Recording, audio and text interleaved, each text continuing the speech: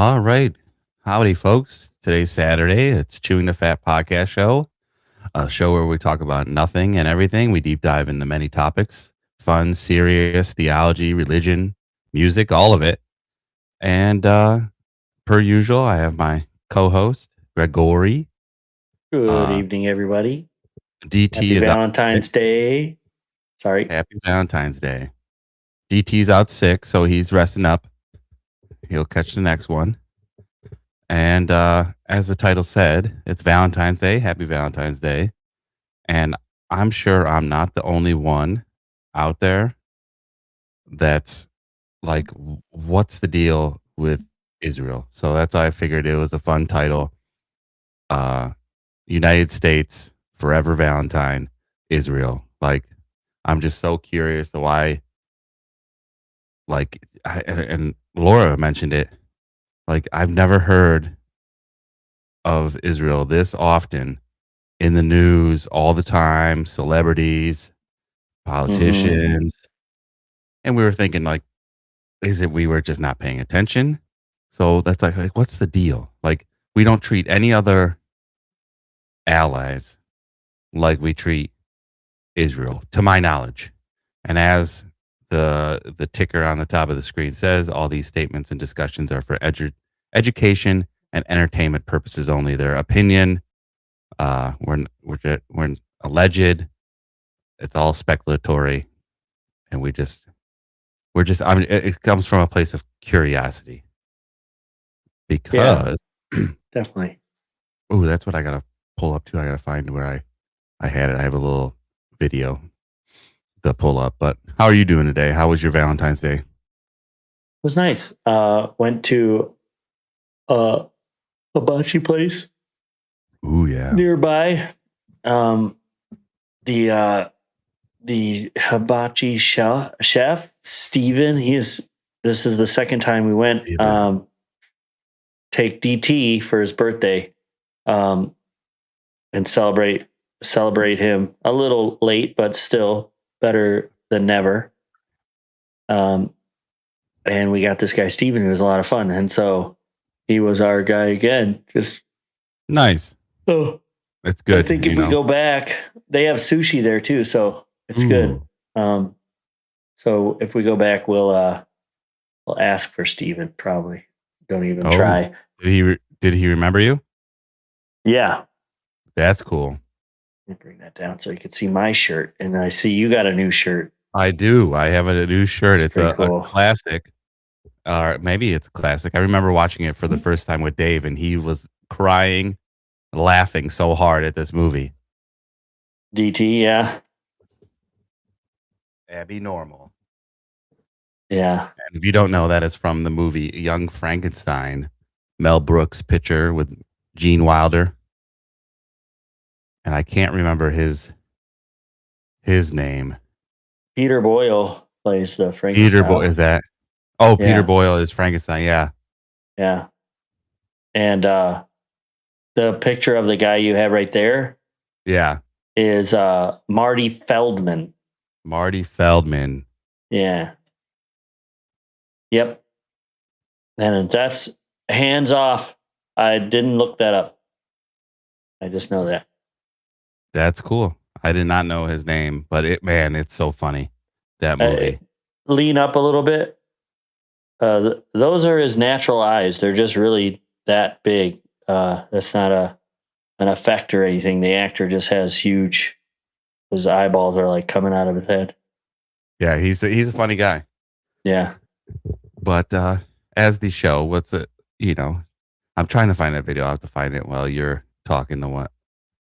But I just wanted to start first as like a history, like because I knew that the United States and UK were involved in creating the state of Israel, and which I actually haven't had time to pull up the biblical ramifications of Israel, because that's what a lot of people, they're the chosen people, which so I wanted to just the state of Israel, the Israel that we know today. And I wanted to do a little history on that. So of course I use AI. I use that that notebook LM that you can get with Google. I'm sure Microsoft has something similar, or Apple has something similar. And I asked it to give me, like, you can create reports, you can do all this stuff. So this is The Long Road Today, a narrative history of Israel, Arab, and Israeli-Palestinian conflict. So we'll start with the foundations of a national vision, 1897 to 1947. The conflict's origin reside in the late 19th century transformation of Zionism from a conceptual vision of Jewish self-determination into a politically recognized movement as Jewish communities in Europe faced systemic anti-Semitism and violent pogroms. I don't even know what that means. Oh, wait, I lost you. Right here. Okay. Pogroms. The drive for a secure homeland in their ancestral territory was organized through the World Zionist Organization and the Jewish Agency for Palestine, moving the movement from the realm of ideology into the arena of global diplomacy. This period established the competing national claims that have defined the region for over a century. You want to read some critical milestones, Greg? Well, really quick, the definition of pogrom is an organized massacre of a particular ethnic group, in particular that of Jewish people, in the Russia of Eastern Europe in the late 19th and 20th centuries, early 20th centuries.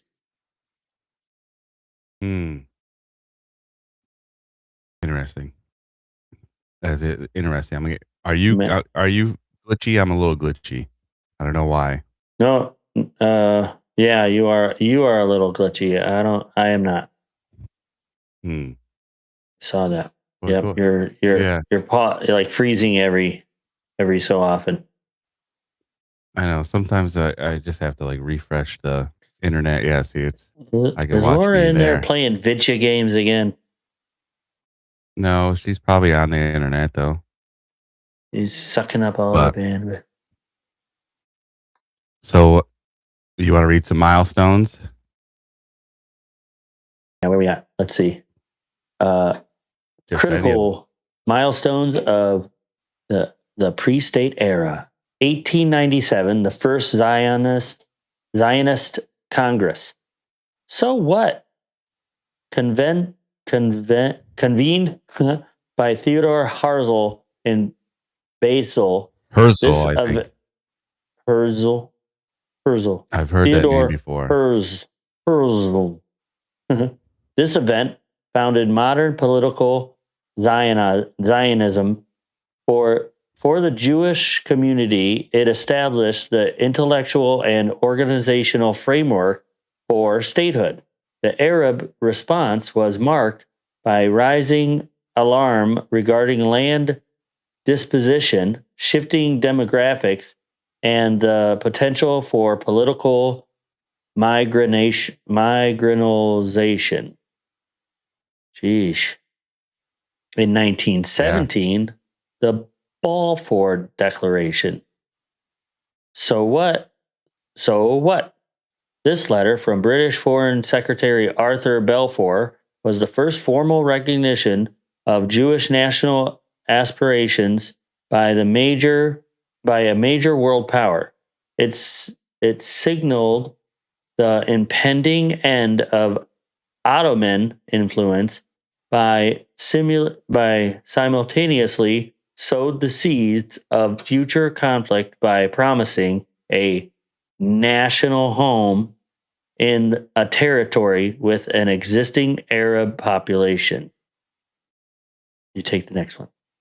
All right, 1920, the League of Nations mandate. So what? This granted Great Britain administrative control over Palestine with the specific charge of facilitating Jewish immigration. This 30-year period became the arena where Jewish and Arab nationalism collided under a single colonial administration. Dang. And I apologize, folks, for my glitchiness. I don't know what's going on. Your audio isn't glitching though. Yeah, Maybe it's I mean, my recording just internet's fine. good. So comparing Oh, contradictory British policies, which I didn't even know. So that it was like a territory of like Britain took it over, which I didn't know that. I thought it was just kind of like yeah. a back seat. So let's Mm-hmm. just go over here. The Balfour Declaration, 1917, primarily impact on the Jewish community, expressed formal support of a national home, encouraging legal immigration, and then impact on the Arab community, created fear and displacement and political marginalization, which that's really that's the story I heard. In 1948, the UK and America came and said, "Hey, we're going to draw this line in this land, Mm-hmm. and this is now Israel. You guys have to get out." Like, and I think that's Yeah. I'm broad stroking, that, and it's very vague, but that's the gist of it. Which Yeah. that's displacement. I would be, there, and Sounds I like mean, it. I'm sure you've seen on internet, not the internet, on internet. Have you seen on internet Yeah. uh that they like I lost my train of thought now because that messed me up. Displacement. Displacement, yeah, that there's, that I just saw on the internet that like Orthodox Jews were like like we'll have to go into that too, the difference between like Judaism and Zionism, because Oh. they're not the same. So like actual Orthodox Jews, like it's sort of like a square and a rhombus. Like Mm-hmm. one can be the other, but the other can't Yeah. be. It's like being a Zionist is not being a follower of Judaism. Yeah. It's a different ideology, I'll, from what I I'll understand. I'll pull it up while you're talking. So here's the what's 1930, the white paper, 1939, severely restricted immigration and land acquisition during the Holocaust, Hmm. seen as a partial victory in limiting Jews' growth, yet failed to end the mandate. So that's when the Brits were in charge of it. 1929, Hebron massacre. This event was a tragic turning point in communal relations. Arab residents attacked the Jewish community in Hebron, one of the holiest cities in Judaism, resulting in 67 deaths. The violence ended a Jewish presence in the city that had lasted for millennia until after 1967, and hardened the resolve of Jewish paramilitary groups like the Haganah, Haganah. And it says Yeah. the escalation of communal violence and the exhaustion of British resources after World War II created a power vacuum that only the newly formed United Nations could attempt to fill through the intervention of the 1947 Partition Plan. So now we have number 2, sovereignty, war, and state building. That's what I know of. I didn't know anything of the first thing I knew about, because that's 1948. The termination of the British mandate led to the 1948 Declaration of Independence, the moment of triumph for the Jewish people. Simultaneously triggered a regional war and a massive displacement of the Palestinian population, creating two divergent national narratives. You want to read any, or are you looking up? Yeah, I was reading some of this stuff and I got two different things, but we'll go back to that. Let's see. We're at the outcome of the 1948 War of Independence. Starting with number 1 here. And if you keep not paying attention, I'm going to have to take you to the principal's office. Yeah, we're taking you out of here. You're off. You're off You're the off island. the air. The air. Territorial expansion. Israel successfully defeated its borders against the 5 invading Arab armies, securing the Galilee, and the coastal plains and the Najeeb. Thank you. Expanding beyond the original something lines. The UN. Ooh, I lost my place. Yeah, bring it over. The border is the border. Yeah, that's okay. The UN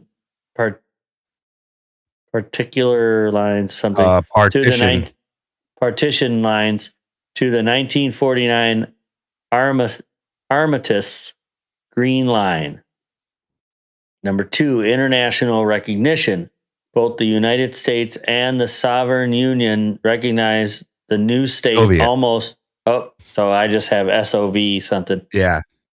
The Soviet Union recognized the new state almost immediately, providing it with vital early legitimacy. Ooh. The refugee crisis, the Nakba. According to United Nations figures, 726,000 Palestinians fled, were expelled during the fighting, settling in camps in neighboring Arab states where many of their descendants remain today. Wow. That's very interesting. All right. Turn my ringer off just in case. That's Israeli Declaration of Independence, paragraph 13, the state of Israel, which that's I think is very important, at least for me, that I think people should know that there's a difference between the biblical Israel and the state of Israel. There are two separate things. Mm-hmm. That will be, the state of Israel will be based on freedom, justice, and peace as envisioned by the prophet of Israel. It will ensure complete equality of social and political rights to all its inhabitants in respective of religion, race, and sex.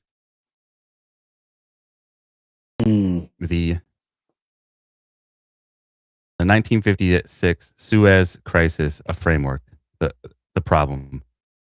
Egypt nationalized the Suez Canal and blockaded the Gulf of Aqaba, cutting off Israeli shipping and threatening regional stability. Action: Israel, in a secret pact with Britain and France, invaded the, what is that word? Sinai, maybe? Peninsula. Sinai, Mount yeah. Sinai? Sinai.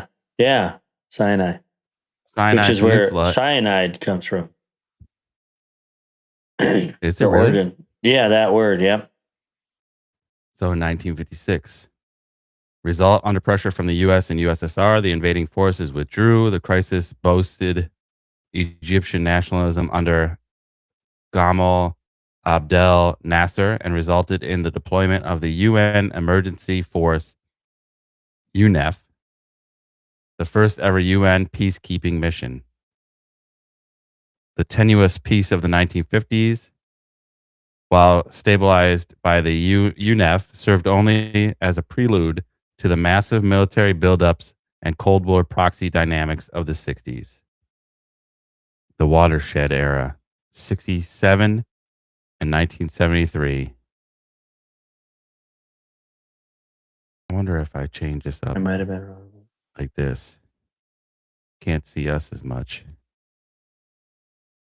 Or like this.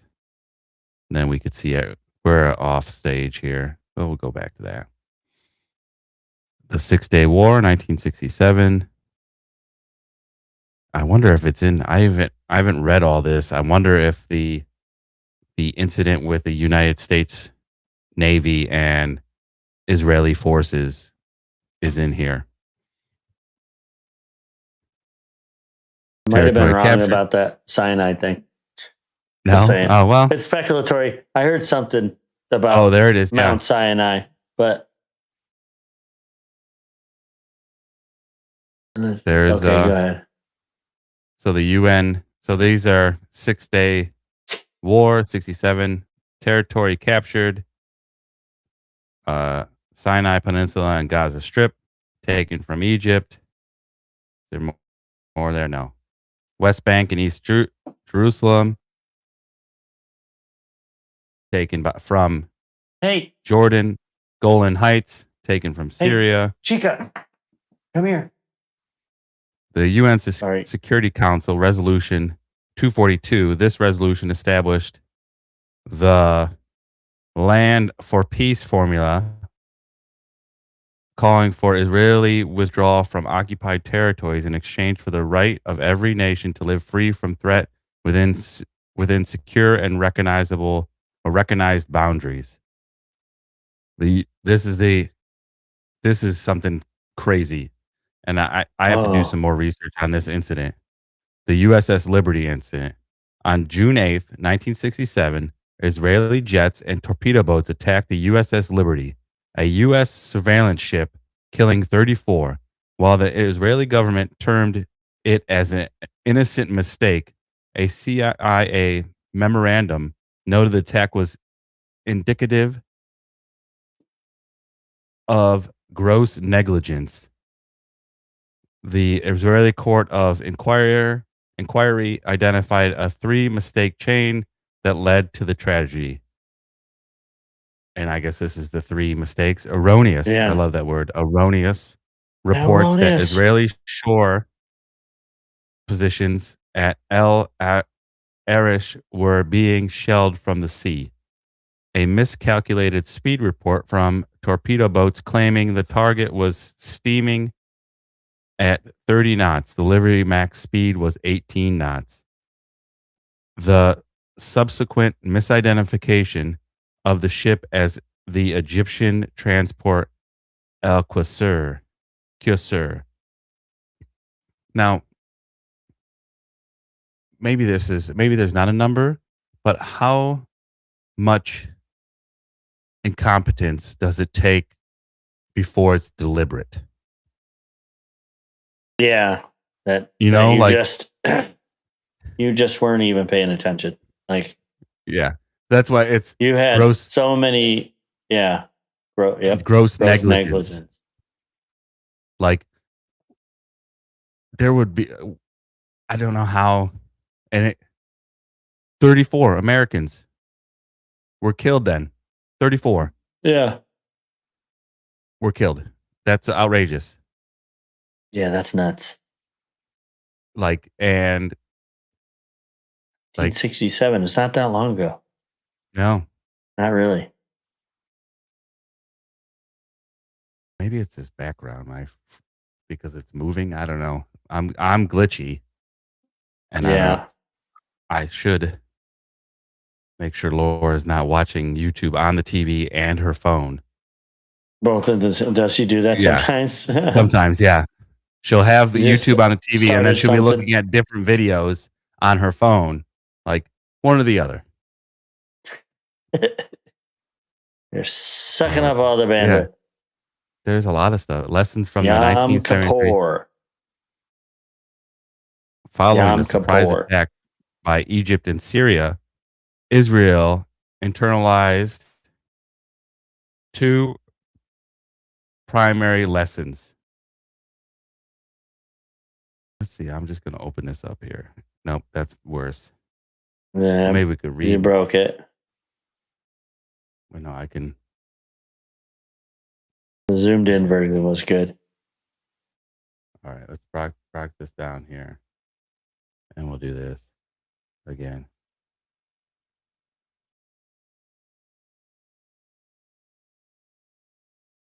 Now I broke it. I had it before. Oh no. Oh no. Oh no. Change the lines thingy to the center, maybe. I know. I'm trying. So that hamburger looking thing on the left corner. Hamburger. Oh, that guy that Down opens up. below search. Yeah, just below search. Oh, it didn't change the. Oh man. Oh, this guy. Oh no. No, I But think you got it now. That's back to the way it was, I think, yeah, where the border's only. complacency is fatal. The failure to mobilize, despite intelligence warnings, revealed deep vulnerabilities in the Israeli conception of security, superpower dependency. The need for massive U.S. arms airlift underscored Israel's reliance on the United States. This war also triggered the 1973 oil crisis and the subsequent Saudi-led oil embargo, which demonstrated the global economic leverage of Arab nations. The high human and economic costs of these wars, combined with the emergence of Golda Meir as the Middle East's first female prime minister, paved the way for the first major diplomatic breakthroughs. Yeah. Yeah, see, all this stuff I had no Jeez. idea about. No, I don't think many people know about this. No, and this is just, everything with a grain of salt because this is Gemini, so AI does get it wrong, but I would imagine AI, just is like a fast librarian. It's like through the stuff, like, okay, here's all the stuff we have on it, but the era of accords and intifadas. Intifadas. You want to read, Greg? Or are you just The enjoying it? air, Mount Sinai is a sacred mountain in the Sinai Peninsula of Egypt, believed to be the site where God gave the Ten Commandments to Moses and Oh, the yeah. Israelites. I knew there was like a thing, Yeah, that's not supposedly Sinai, but that's where he went on up in the mountain and came down with the tablets. yep, that's all. That's what I was just reading. Before, Oh. I guess, because just to pause there, I'll go over this too. You asked the difference between Jewish and Zionist, right? Yeah. Yes. Okay. Zionism is a political ideology and movement supporting the right of the Jewish people to self determination and a national home in their ancestral ancestral land, Ancestral. Israel. Ancestral, yeah, land, Israel. A Jew, in quotes, refers to a member of a religious, ethnic, or cultural group, regardless of their political views on Israel. Not all Jews are Zionists, and not all Zionists are Jews, as Zionism is a political stance, while Judaism is a faith or heritage. That's pretty good. And then That's good. I think that the that is definitely needed today. The clear definitions. Like, so what's his name? He was just I had a video somewhere. I have to pull it up that they were going to if you criticized Zionism, that's what you would get like banned from. If you said anything negative about being like you could say, "Oh, I love being a Zionist." That's cool, but if you said anything bad about it, they were oh, monitoring that kind of speech. who was Uh, it was a like Chat GTP. I have to find it. If I could find it, I'll put it in the Facebook condom. was, It was or X was, it or was like Instagram was. it wasn't any. It was not. It was somebody, one of the AI people. It was on Oh, World when they Economic set the Forum, parameters. or it's a social media. I can't remember who was it. Ellison, the Larry and David Ellison, they own like Warner Brothers now. It wasn't him. I'll have to find it, and if I find it, I'll put it in the comments of the show so you guys could see it. That they want to ban it, or they And were then working on as a hate speech. making it a hate crime ish. Yeah. Difference between anti-Semitism and anti-Zionism. Anti-Semitism is prejudice, hatred, and discrimination against Jews as individuals or a group.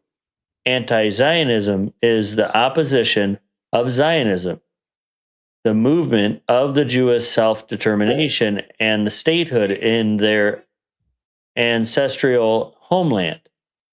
While distinct, they often overlap. While anti-Zionism uses anti-Semitic tropes, denies Jewish history, or demonizes Israel in ways not applied to the other nations. I gotta find it. Anti-Semitism is hatred of Jews. Anti-Zionism, opposition of Jewish statehood. So you hate the people just for being Jewish, but then anti-Zionism is, I don't think Jews should even exist. To kind of simplify it.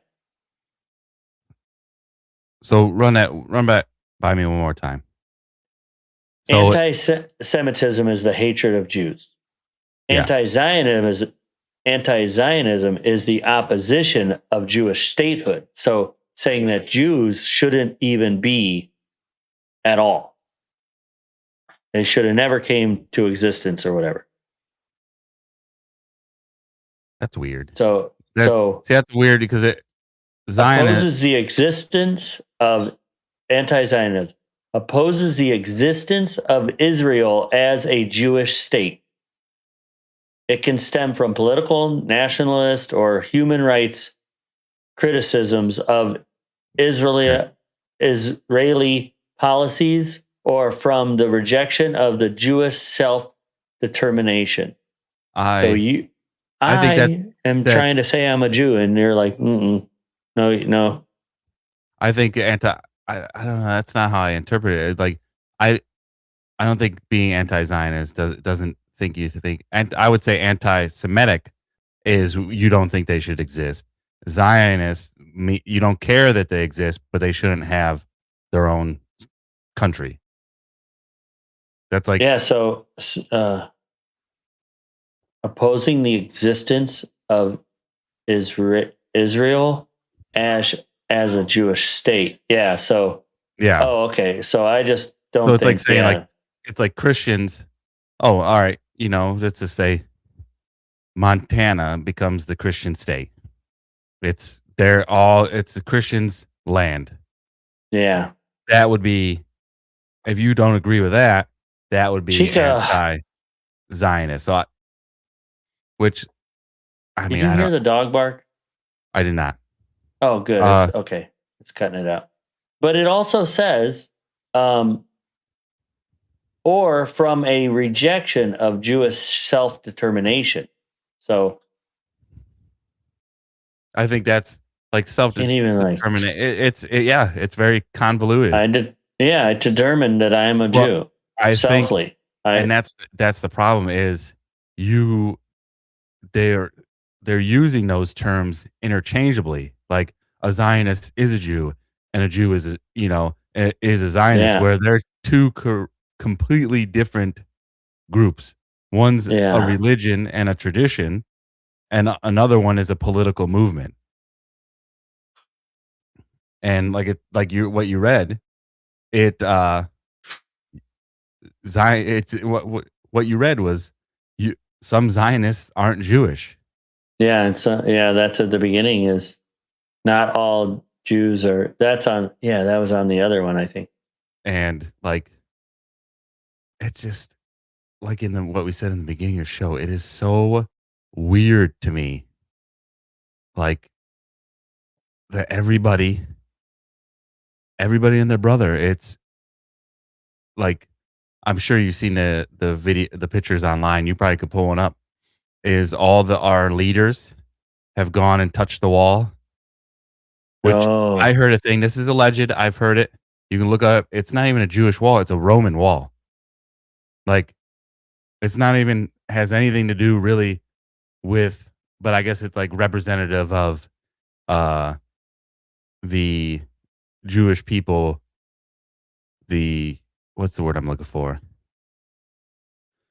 The oppression of the Jewish people. It's like a symbol for that, but it really has nothing to do with the is it Jewish called the people. Western Wall?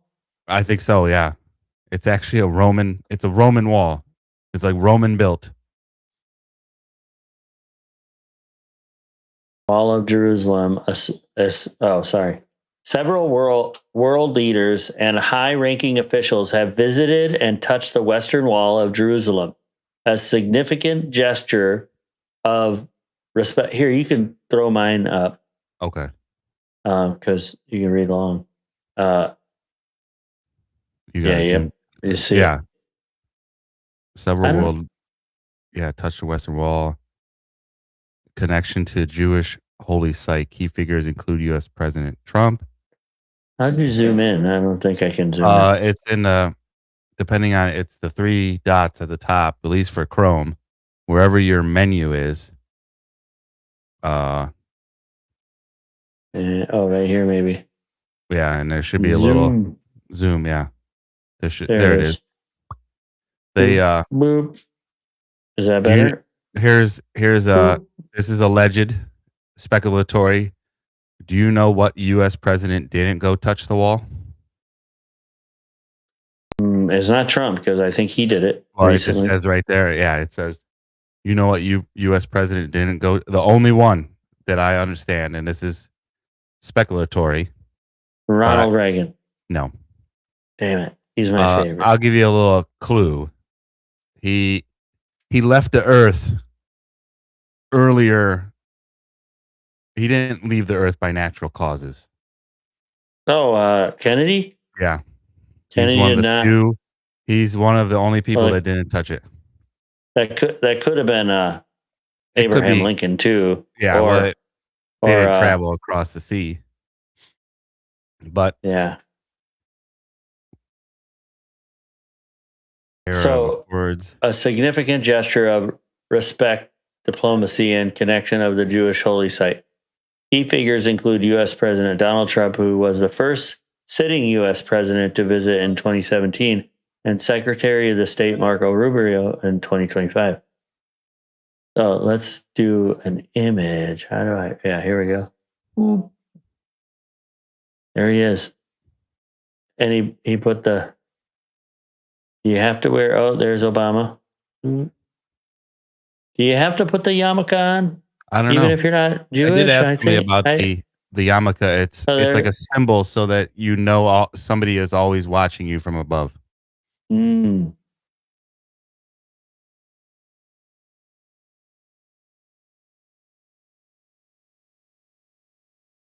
Hezbollah. Now, I'm just scrolling my document here. Let's go to. Okay. And you asked me a question. Do you want to bring this up? How many the legislation and laws and stuff of anti-Semitism? Yeah, because that's a very interesting thing. I think is that we have. Yeah. We have August 24.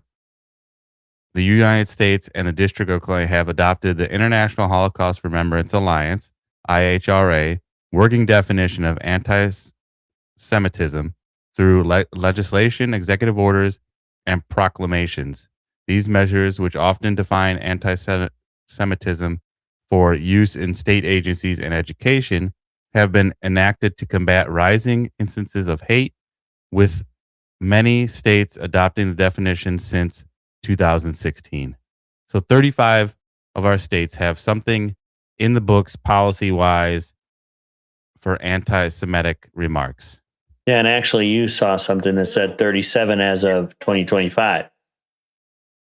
So, yeah, or 2026, whatever. Now, today. Pull up my phone because I know I saved it. I just don't know where. It's gonna be a little funny video. It's Dave Chappelle. All right. But I gotta find it. I gotta find it. Do. But yeah, I think that's wild. I think that's like we don't have any other like it's weird. Like no other allies that we have. Do we have like no other ally uses or no other ally is so in our politics like Israel. Like I did an episode. Oh yeah, and there you can look up a FARA document. The Israel's Ministry of Foreign Affairs is geofencing churches, Catholic, Christian schools, and give them pro-Israel propaganda.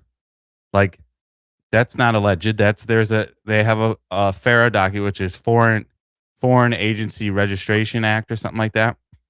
So they're geo-tracking Christians. Like, why are they doing that? And then there's a whole. I'm looking at the. Come on, load up. Being a little slow.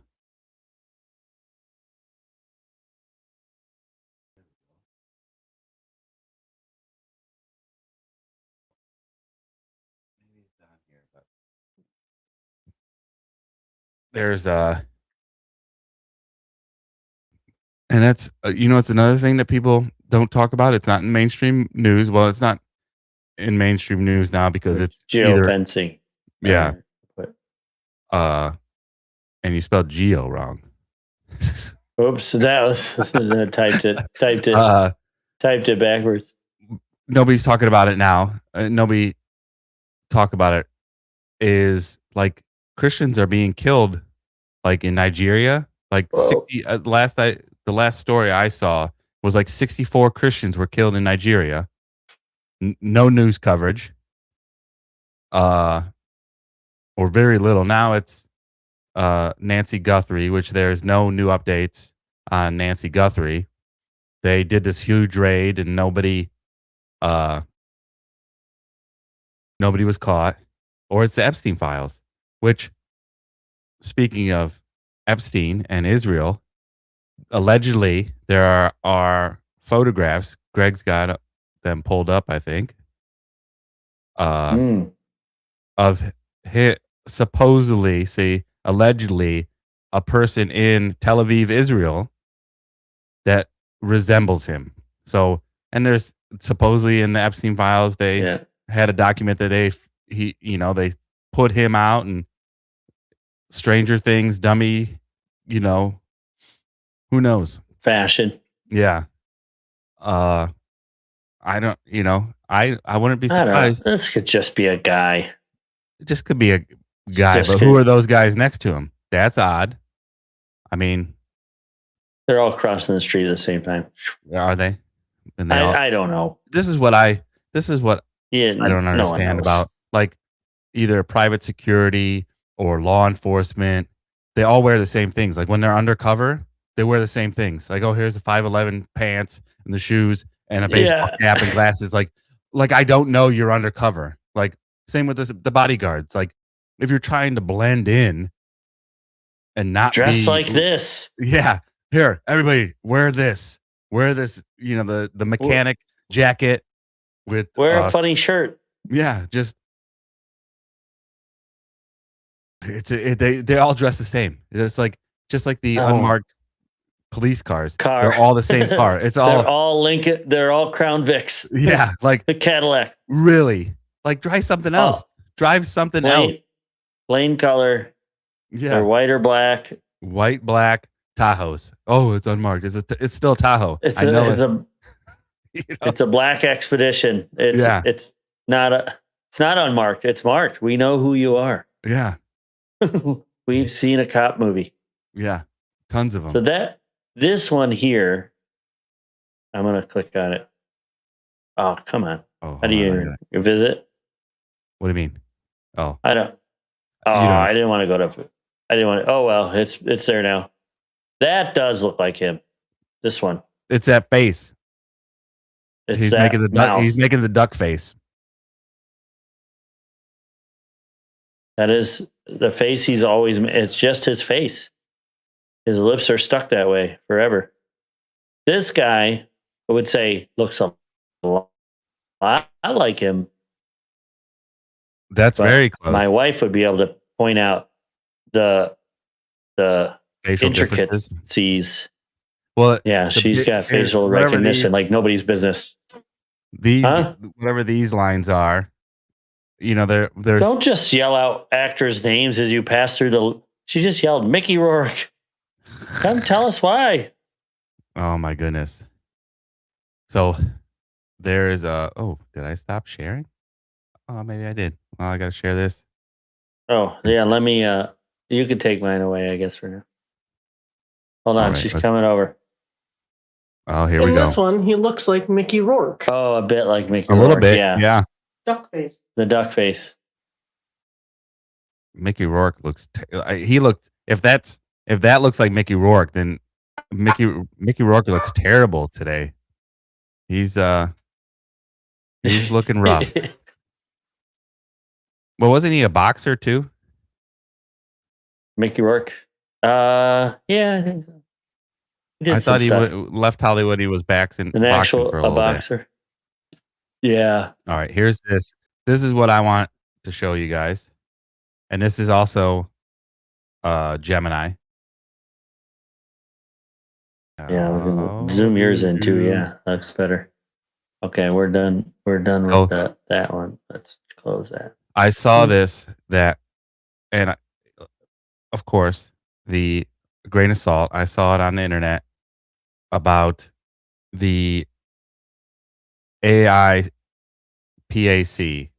which is the American Israel Public Affairs Committee, and said like a good majority of our Congress, both the House and Senate, are funded by this super PAC, or let me get rid of this. So the American Israel Public Affairs Committee now utilizes two distinct financial vehicles: a traditional PAC that donates directly to the candidates, and a super PAC, United Democracy Project, that spends on ads. The list of recipients effectively covers the majority of Congress. In the most recent full election cycle, 2024, approximately 65% of all members of Congress received funding from AIPAC affiliated groups. Because the full list includes over 300 names, it is more useful to look at the top recipients and key figures who received the most significant support in the most recent data, 2023-2024 cycle. Top congressional recipients, 2024 cycle. The AIPAC model relies heavily on earmarking or building, where they collect individual donations. Get the other headphones. He said, "Get the other headphones." They're in the from cabinet underneath the cabinet lizard under the lizard. Hold on. Oh, go ahead. Yeah. So AIPAC model relies heavily on earmarking and bundling, where they collect individual donations from members and pass them to candidates. This allows them to bypass the standard 5,000 PAC limit, resulting in massive totals for party leaders. So right there, this right here should be illegal. Yeah. Because a PAC, so basically a PAC or like a corporation or a group, it's a 5,000 limit according to Gemini, which you could take it with a grain of salt. But then Mhm. what they do is they bundling so they can get more. Now this is wild here. Party leadership. AIPAC heavily funds the top leadership of both parties to ensure access regardless of who is in power. Let's go back to the top here. The American Israel Public Affairs Committee heavily funds top leadership of both parties to ensure access regardless of who is in power. Yes. So here is the top recipients from the last election cycle, 2024. Hakeem Jeffries, he's a Democrat, New York, House Majority Leader. He was reportedly the top recipient in the House, receiving $900,000 in bundled contributions. Representative Mike Johnson, Republican, Louisiana. Speaker of the House, he received over $650,000, with massive surge in funding occurring immediately after he became Speaker in late 2023. Also, this stuff it's for entertainment purposes, it's speculatory, it is for education. Now we have Representative Richie Torres. Also maybe educational, but we ask you, do your own research too. Yeah, also do your own research. And if you like the content that we are putting together right now, like, subscribe, turn on that bell. You'll get, which it's actually pretty cool. You get a notification a half an hour before the show and you're ready. Then you can watch the show. Richie Torres, Democrat, New York, a vocal proponent of the U.S.-Israeli relationship. I wonder why. He is constantly one of the highest fundraisers through AIPAC's network. Laura shared a reel. Loading. Representative Josh Gottheimer, Democrat of New Jersey, a key centrist Democrat who frequently receives amounts exceeding $500,000 per cycle from pro-Israel donors. Now they don't ask for New anything Jersey. in return. They don't ask for anything in return. They're just giving these. I just want to see you win. Mm-hmm. New members heavily funded in the primaries. 2024 AIPAC Super PAC United Democracy Project spent record-breaking amounts, over $14 million, in a single race to unseat critics of Israel.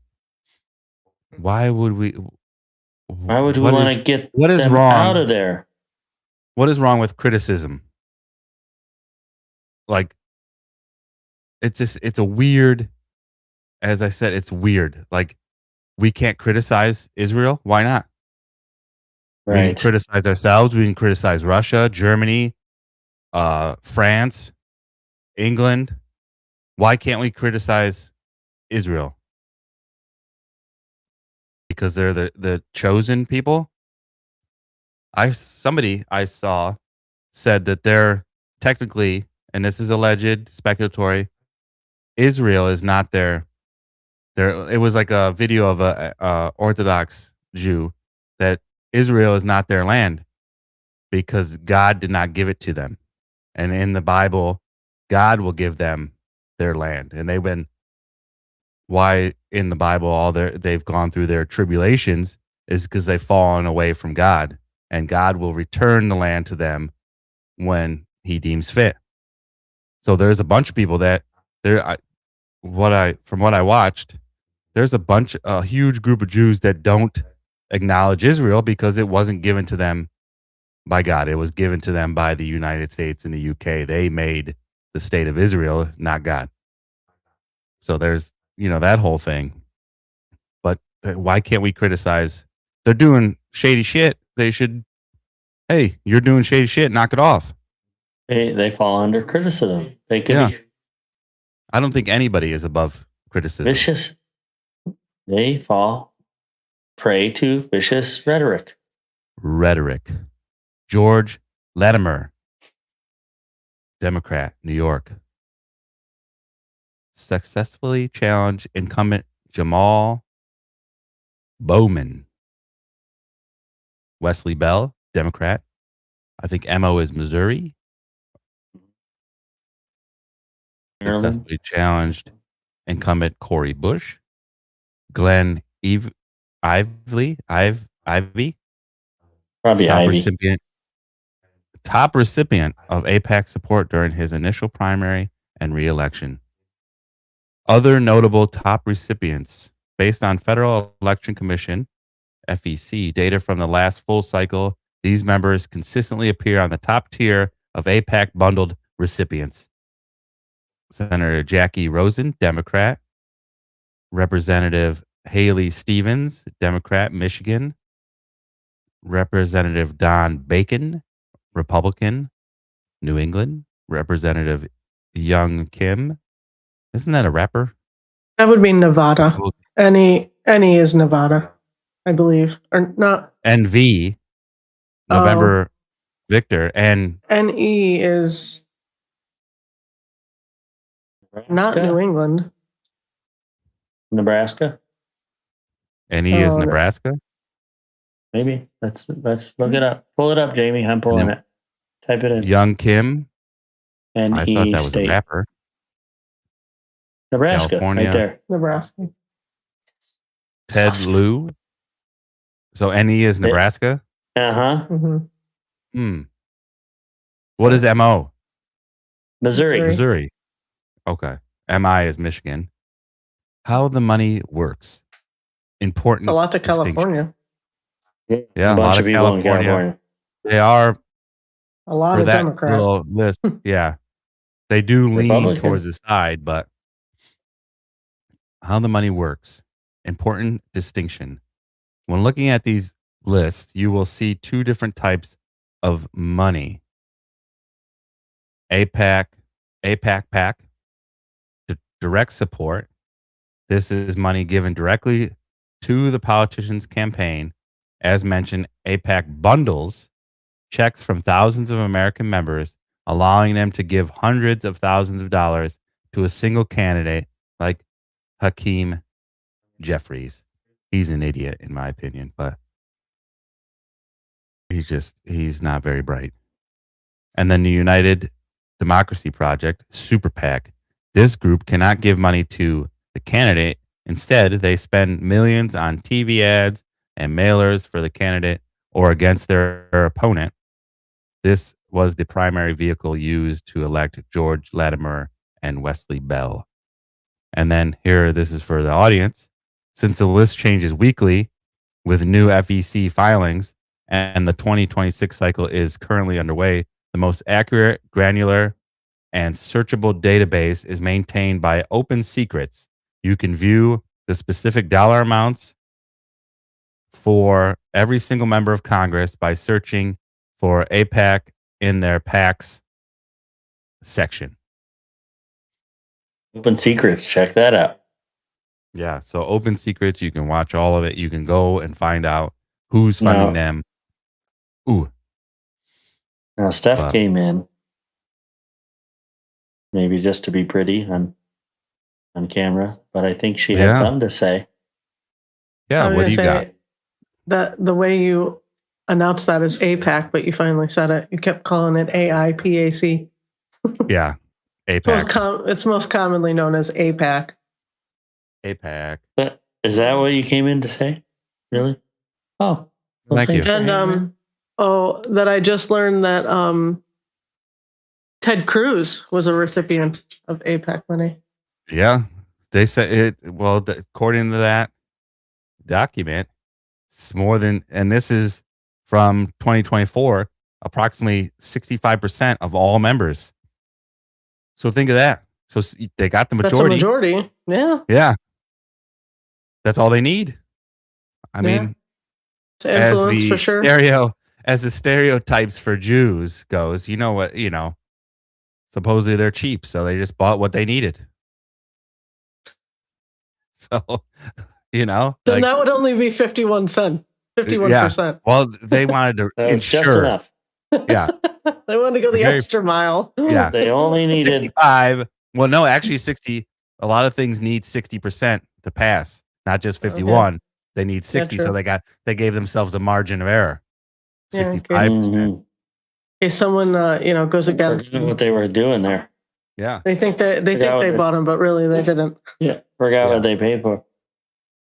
But that's like with anything. Like, I'm giving you most of the time, I think Gregoria and myself are kind of within our group, the exception, or not really, I guess not even the exception, but we don't really ask things. When we do something, we don't ask for something in return. But for most people, hey, I'm giving you money.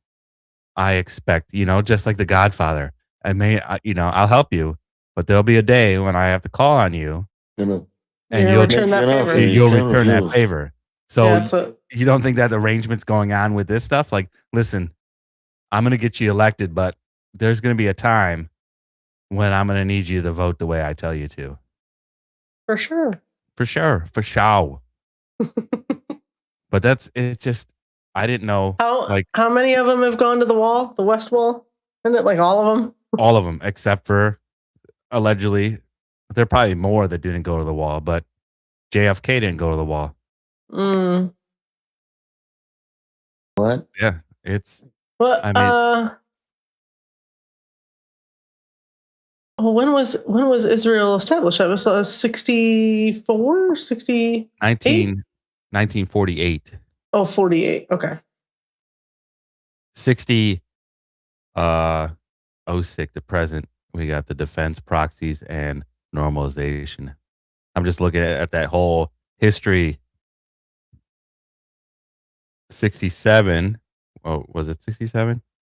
Yeah, 67 is when Israel attacked the USS Liberty by accident.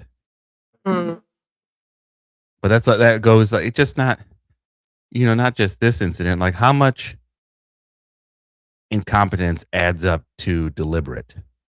You know what I mean? Yeah. That's what are you guys looking at? The presidents. Bring it up. Pull it up, Jamie. Either didn't or didn't. Go back up. The most U.S. presidents do not visit the Western Wall, as only a few have visited Israel while in office. Notably, Donald Trump was the first sitting president to visit and touch the Western Wall in 2017. Presidents Johnson and Reagan did not visit the Middle East during their terms. John F. Kennedy did not visit the Middle East during his presidency. Lyndon B. Johnson and Ronald Reagan neither made a presidential visit to the region. Barack Obama visited Israel as president in 2013, but did not visit the Western Wall. George W. Bush visited Israel as president in 2008, but did not visit the Western Wall. So some of them probably went after. Yeah. Or when they were senators, or maybe. Here, historically, for Trump to be the first one to go. This last line. As sitting president. Read the last line. Historically, before 1967, the area was under Jordanian control, making it impossible for any president to visit. Well, I guess that explains that. And then once it was open, people started going. So. Oh, historically, before 1967, the area was under control. And just like what just happened in 1967, Israel attacked the United States surveillance same year. I think our ships are pretty well recognizable, by the flag. You know what I mean? That huge American. Yeah, that huge stars and bars moniker. It probably says USS on it. The USS Liberty, Yeah. large. Let's actually pull up a picture of that. Type Well, it you in can. USS Liberty. There it is. Enter. Pull it up. There you go. Yeah, pretty recognizable. I mean, I don't know what I that don't know what is. that is. Military.com, Liberty Survive. Oh, that's probably after it was. Yeah, Okay. they pulled it back up. Oh, it's on fire. Oh, That's AI. geez, that's That so doesn't fake. say. That's an early computer Look at generated. this. Look at the Star David there. Jeez. And actually, probably in 67, we had, like the old planes had the star in the circle with the two bars on the side. What did that say? No explosion with the top. Oh, The actual headline. right here. Oh, no explanation. This proves Israel's guilt in 1967 attack on the USS Liberty. When was this published? It looks like an old report.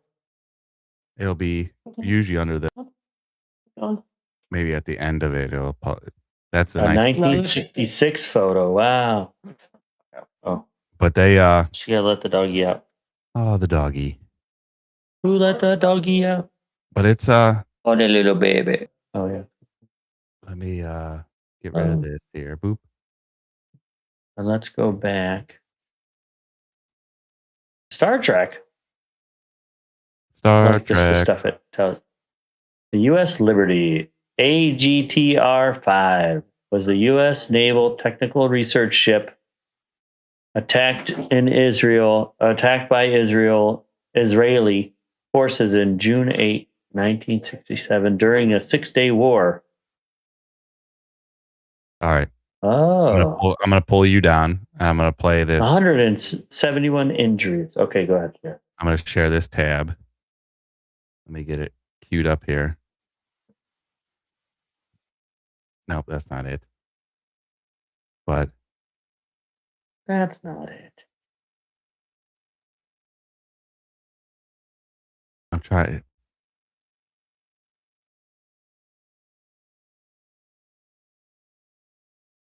It was funny. Real quick, I'm just. Let me pull this up. There we go. There we go. Oh, I got it. There we go. Do. I got rid of my whole sharing.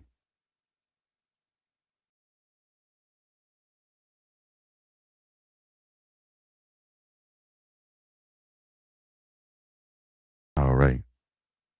There I am. Show on screen. Here we go. Let's start it over. Oh, okay. Here we go. I like Dave Chappelle. So was on SNL. Yeah, when he hosted. This is the rule. The rules of perception. If they're black, then it's. Hold on. I don't like it glitchy, so we're gonna have to just he's there, but they. Okay. Hold on. Because I don't know what is going on. Like, why my internet? I did an internet test. Let me see it. It's probably this stuff in the background, but I'm not having fun with it. I don't like it glitchy. Even though my audio is good, but I turned off my Wi-Fi on my phone. Now, was it? What year was that? Recent? I don't know. I'll bring it up. Has to be. Yeah. I'll find it. Hold on.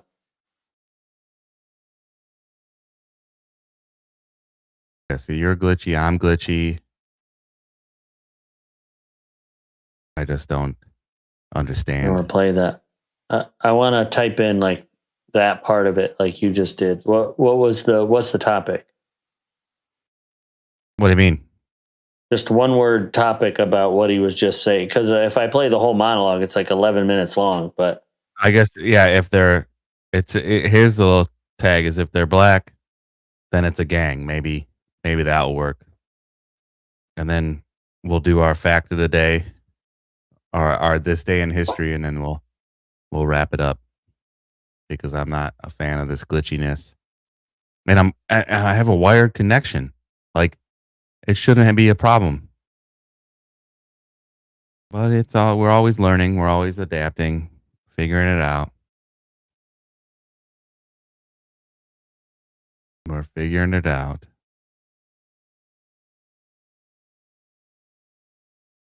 Hold on, I'm seeing if this is the right one.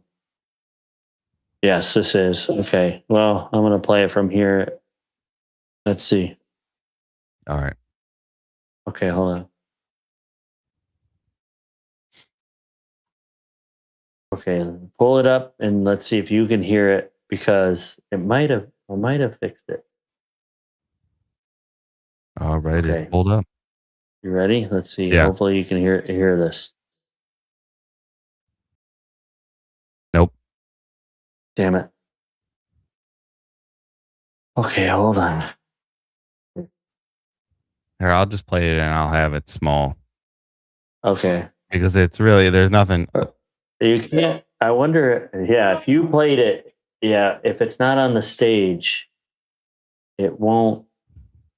Oh, it should. Play. I wonder. Oh, mine. Well, it's different Hold because on. I'm the host, so it puts it. It doesn't like in the queue. So you could play something in the queue, and we can play it now. But since mine's the host, which, can you hear it? Nope. It's got to be on stage. We figured that out before. Yeah. But all right, here, we'll I show don't it on know why. stage. Yeah. And then we'll play it. Can we All right, share this- me I thought and it was you at really the funny. same time? No. Can we share both Only of them? one at a time. Okay. Okay, It'll go ahead. swap. You ready? Yeah. Yeah. This is the rule, the rules of perception. If they're black, then it's a gang. If they're Italian, it's a mob. But if they're Jewish, it's a coincidence, and you should never speak about it. Yeah. Like, That's it. That's exactly right. you can't. That's how it goes. It's that group, and I have no ill will for anybody, but if you're doing some shady shit, you should be called out on it, which I have to look this up. So don't take this with a grain of salt. With Charlie Kirk, I'm sure you've heard stuff about that, which we'll have another show on that too. Do some Like upgrades. a recap show. Yeah, recap and see what TPUSA is up to, but not. I'm sure you heard that he was offered and denied and all that stuff, but the day after, somewhere close proximity to his murder. I don't know. I don't like using assassination for anybody other than like an elected official gets assassinated. He got Right. murdered, that the UN voted that what Israel was doing in Gaza was voted a genocide in close proximity of when he was murdered. So, and that's what people are allegedly speculatory saying about the Nancy Guthrie. It's a big distraction from something else. Same with the Epstein files. Big distraction with something to rile us up and keep us distracted while they do some shit. While Big Brother moves pieces on the board. Like, and I put it on my personal Facebook, and I think I did on the Chewing the Fat, that like, I think that the Epstein files is almost like a mirror to society, because we can't even agree that sexual assault of anybody up to and including children is horrific and should be prosecuted to the full extent of the law, no matter your standing in the world. I don't care if you're a president. I don't care if you're a peasant. If you do the crime and it's undeniably evidence, like, excuse me, any one of those, not anyone, but some of those emails that if they were found on our computer, we would have scooped up that day. Yeah. Yeah, that's Like, the thing. Here's the email. Here's from Greg to Q. Crime. Mm-hmm. We would have got scooped up. You know what I mean? That day. But then again, I said then again, I was talking, I think, with Laura or maybe Laura, somebody, maybe you, that some of these people own the media or are they own are stakeholders in the media. So even if they got scooped up, they're going to call somebody and tell them, hey, make sure this doesn't get covered. I'm going to paraphrase it, but I do want to say, because you mentioned the distraction. I did talk to DT earlier today, and he said, I can say this, and we talked about it. So I'm going to paraphrase hugely, but he said, all these distractions, then what are we being distracted from? Yeah. Like, simply, what is coming, basically. And I hope I didn't screw that up, DT. And if he's listening or watching, right now, comment in. But yes, and M is a very valid point of how it's gone historically. Whenever there's a distraction, we've then later on find out this happened during that, and now it's already way in the past. So we're like, oh, it's not, well, I wish I would have known about it then, and it gets brushed, under the rug or whatever. Yeah, so it's wild. I'm going to say digital ID is probably what so they're lining that up to just drop it. Boom. As you stated in the show, those dominoes. They're lining up those dominoes. As I knock over because it's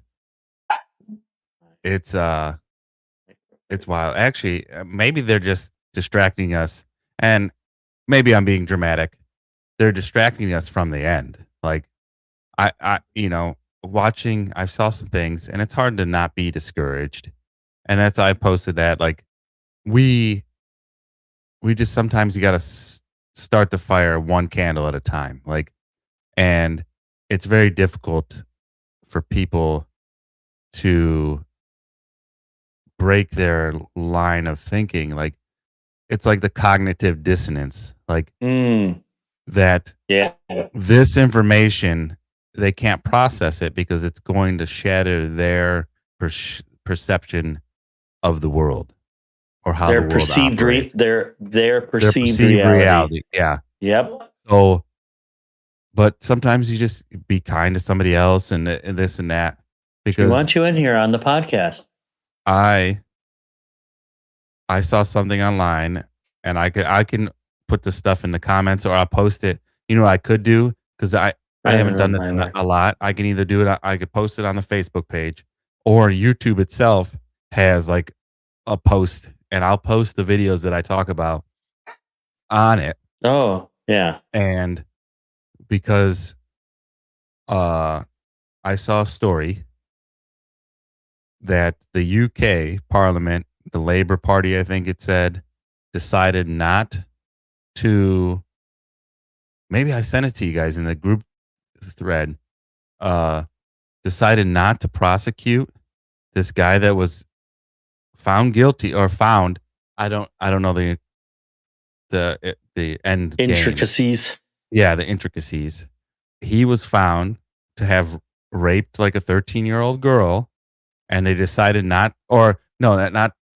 was part of it, but they decided not to investigate these sexual assaults in the UK because it would come off as Islamophobic.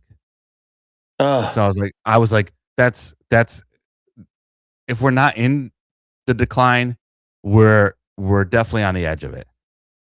because how can you do like this Epstein stuff? That stuff, there are like, and I put it on my Facebook that like Christ says that if you hurt these little ones and you pull, you take them away from, you make them sin, or if you take these little ones and you make them sin and basically take them away from God, you're better that you'd be better off with a millstone around your neck in the bottom of the sea. Like, it's demonic. It's satanic. Mm-hmm. That if we're letting this go, we're sitting idly by and like, focus on your circle of control, but it's hard. It's hard when the flood's coming, you know what I mean? Yeah. And it's hard to stay positive, or it takes effort to get out of that, like, oh, what's going on with the Nancy Guthrie? It's hard, and the Epstein, and everybody's talking about the Epstein files and the Pam Bondi and all that stuff. It's a negative wheel that these people are just trying to keep us in. I like to use Big Brother. That's a good name for it because it seems like that's what it is. Ooh. But it's like, wow, And I maybe I'm being dramatic that it's the end, because I'm sure other people thought it was the end, like that gas crisis that we saw in 73 or whatever I'm sure they thought it was the end. But how can we? The blizzard of 78. This is the end. Yeah, we're all going to freeze to death. The end. We're going to freeze to death. This is the Ice Age. All right, speaking of Ice Age, speaking of natural things, do you think they report on it in a way they're trying to promote preparation? Because sometimes, like a hurricane, especially in Florida, like our first hurricane down here in Florida, we're like, what is going on? Everything was closed like 2 days before, boarded up, and we're like, what the fuck is going on? Because up north, we have like we're having a blizzard. We're going to get 2 feet in the next 24 hours. We're still going. People are still going to the bars. They're still open. They're still going to work. Yeah. And here it's like, it was out looking. I think we wanted some snacks or some cakes, some treats. And I went out at like 7:00 at night, and it looked like a scene from The Walking Dead. There was no cars on the street. Things were boarding up. But the news is like, oh, it's gonna be terrible. It's gonna bury us. Or are they trying to promote preparation so then there's not a post-storm panic, or people don't get hurt, or both? Is it a blend of both? Because the reporting is like, this is the end. This is the storm that takes us out. And then it blows over, like, what are you looking at? I can see what you're looking at. What are you looking at? Pull it up. So this is why people freak out. Make it bigger. Make it. Bigger? Is that as big as it gets? Yeah, there you go. This is Hurricane Andrew. This is the one I was actually in. Oh, I was there. It did miss us, but you could see, like, look at this. Look at this picture here. I'll make this one bigger. Oop. Prepare for the worst. I guess, that's like, a classic. Prepare for the worst, hope for the best.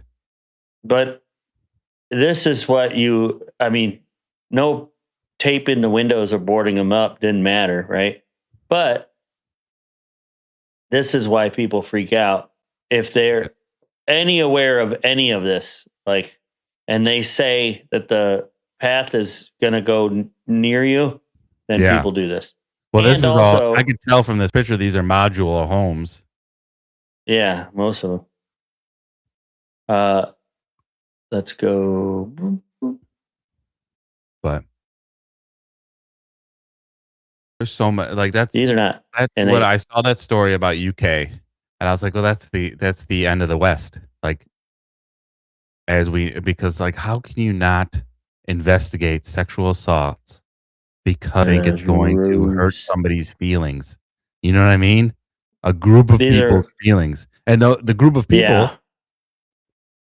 you know, laws, the people getting scooped up for these sexual assaults are migrants of the UK, like immigrants to the UK. So, like, it's just wild. Yeah. It does seem like societally we just come up with these rules that everybody just follows. The sheep part of it. Like Yeah. the Israel thing. You just like Dave Chappelle is one that's not. He goes, I love it. I'm just gonna blatantly point. I'm gonna grossly, right? Or Yeah. point out the hypocrisy of what we're doing. We give these things names for other ethnic groups, but if there is no, you're not allowed. Shush. Yeah. And then we all, not we, but like the we as the people, band together to ostracize the person that did say it. Yeah. You know, like as if you were like, yeah. So there was a gang of teenagers outside the store, and then everybody starts yelling at you for saying gang Yeah. or a mob, angry mob. Oh, Yeah. you're a I don't know what it would be called if you were a Italian. Well, you're a fan of Tom Segura. He's stand up. He's like, Somewhat, yeah. yeah, white racial slurs. You can use all of them. So there is really no hate speech for, you know, Caucasian people. Like, he's like, yeah, you know, my favorite is a honky. He's like, somebody called me a honky. Did you die laughing? No, I stabbed him. Like, ooh. Yeah. All right, we can close this Hurricane Andrew stuff, but that's pull up the on this day in history. So I scrolled down because I always like this birthdays. And yeah. And so you could look at this, you could pull it up.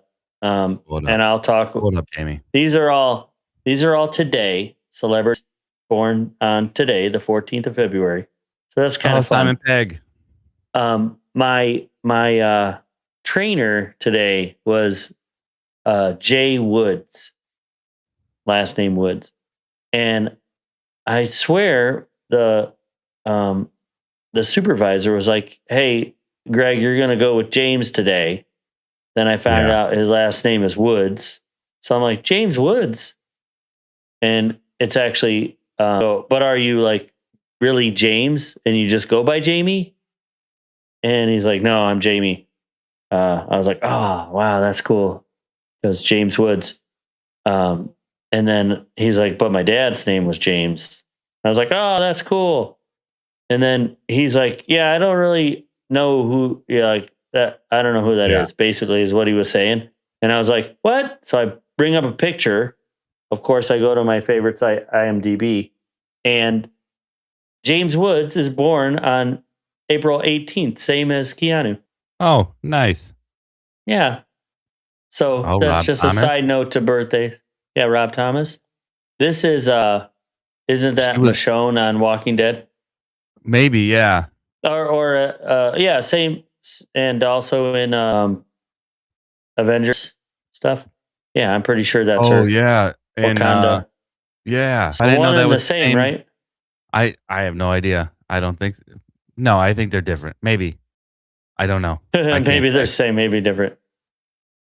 I don't know.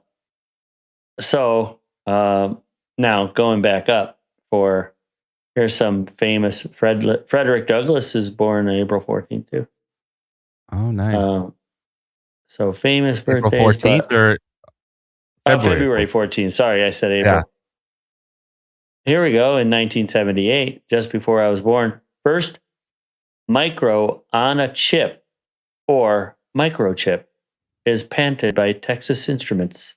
They make good calculators. They've made That's pretty calculators since calculators. Like I would say, because Texas is. I remember in school that's what all the calculators we got were Texas Instruments. And their features. Yeah. So when it was an abacus, the first calculator was probably Texas Instruments. Yeah. All right. Maybe the first. The Winter Olympic, famous dominant ice dancing at the Sarajevo Winter Olympics, performing. Have you watched any of the Olympics? Nope. Have you seen anything? Again, the opening ceremonies was controversial. It was? Yeah. Oh, come on. There's a lot of imagery, satanic imagery. Was that a distraction too? Maybe. News There's cycle. rumors. Talk about this. Allegedly. A new thing. We need a new thing to distract. So, the Olympics is coming up. 1982, Night of 100 Variety Special celebrating the centennial of the actors. Fund of America takes place in NYC Radio City Music Hall. The original Dracula film starring Bela Lugosi. Lugosi? Yeah. Bela Lugosi. As the titular vampire is released. Titular. That's a fun word. So it just goes, President Richard Nixon installs a secret recording system in the White House in 1971 on this day. Happy Valentine. Oh, so I also did this. Where'd it go? Fun fact about Valentine's Day. Oh, yeah. Oops. Valentine's Day, celebrated on February 14th, is deeply rooted in both ancient Roman traditions and early Christian history, evolving into a major modern global and commercial event. It is the second largest card sending holiday, with over 1 billion cards exchanged annually, featuring over 36 million heart-shaped chocolate boxes sold. Origins and history.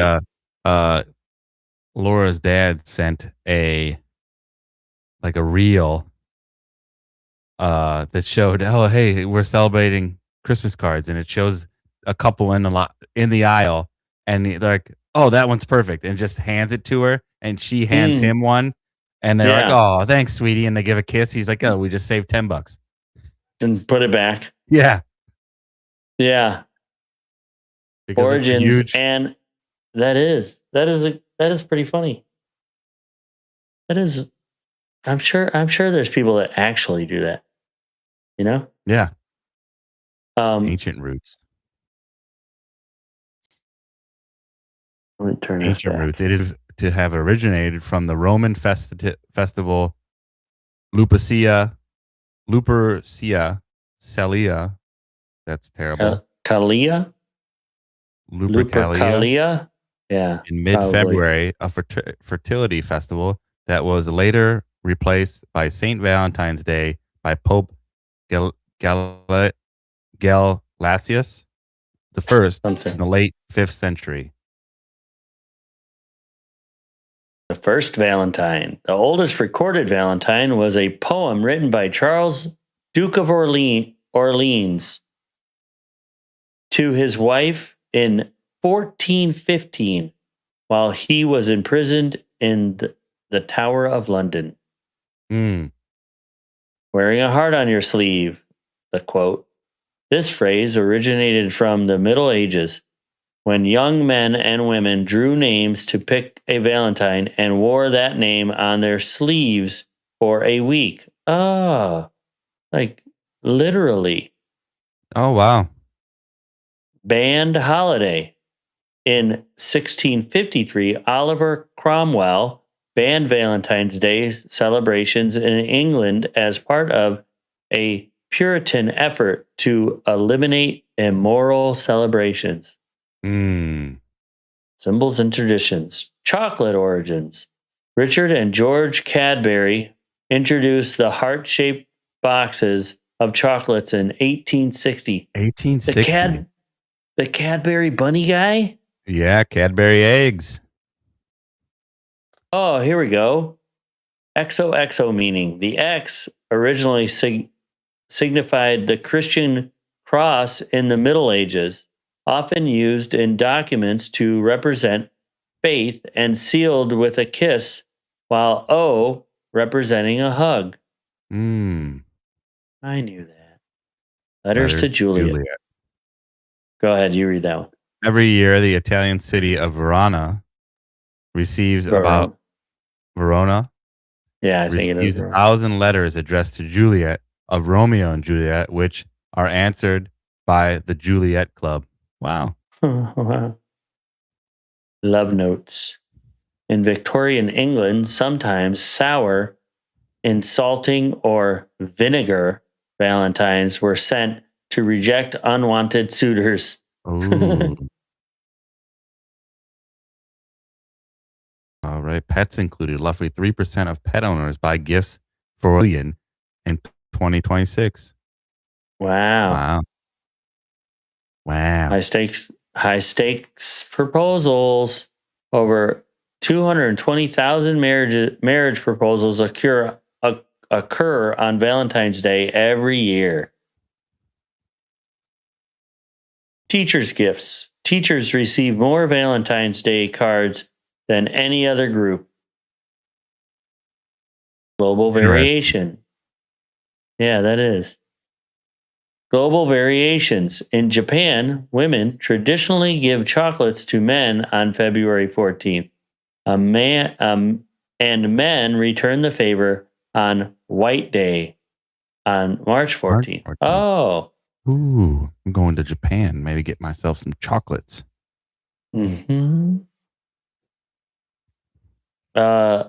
Flower power. Over 189 million stems of roses are sold in the U.S. for the holiday. Wow. That's wild. That's pretty cool stuff.